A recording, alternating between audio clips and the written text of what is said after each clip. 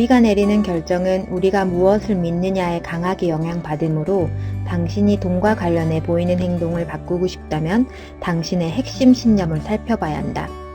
세란 유커무 당신의 잠든 불을 깨워라에 나온 구절입니다. 저자는 어린 시절 형성된 잘못된 재무심리로 인해 돈을 이해하지 못해 엉망인 재무살림으로 고통받아야 했다고 합니다.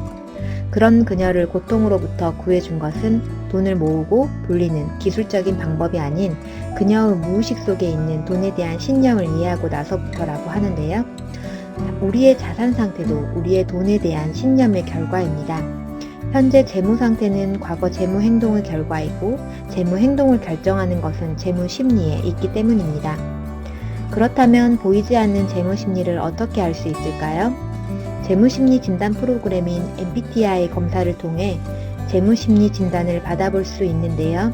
재무심리 정식 버전인 280문항을 검사하면 5가지 영역을 진단해 볼 수 있습니다. 마인드셋, 재무유형, 재무장애, 종합 재무심리 건강도, 머니 스크립트 이렇게 5가지 진단이 가능한데요.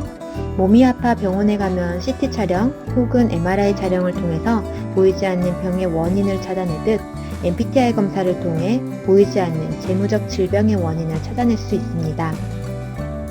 재무상담이 돈으로 인한 문제를 해결하는 사후적 방법이라면 재무심리검사는 사전적 방법이라고도 할 수 있는데요. 재무상담 시에 부부와 함께 상담을 하다 보면 결혼 10년차 부부들 중에 돈 갈등 때문에 이혼까지 생각해봤다는 말을 종종 합니다. 연애할 때 몰랐는데 결혼하고 보니 서로의 돈 관리에 다른 점이 많아서 돈 이야기만 나오면 싸우게 된다는 분들이 꽤 많습니다.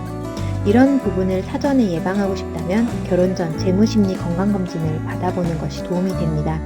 예비 배우자의 재무심리와 어떤 점이 다른지 점검하는 과정에서 상대를 이해하는 폭이 넓어지고 잘못된 재무심리는 상담을 통해 제거하고 치료하는 과정에서 돈 갈등을 사전에 예방할 수 있게 됩니다. 그러면 달라도 너무 다른 부부의 머릿속을 한번 볼까요? 결혼생활 13년 차인 부부인데요. 돈을 안 쓰는 게 유일한 즐거움이라는 남편과 인터넷 쇼핑이 무료한 삶의 활력이라는 아내의 재무심리는 달라도 너무 달랐습니다.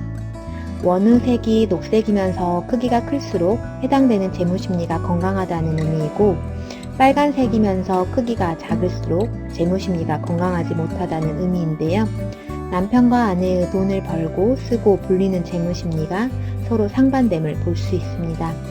이렇게 돈을 바라보는 관점이 다름을 알지 못하면 서로 잘못됐다고 탓만 할 뿐 이해하지 못하게 됩니다. 안타깝게도 그렇게 벌어진 사소한 틈이 세월이 흐르면 크게 벌어져 가족의 사이를 가르는 이유가 됩니다.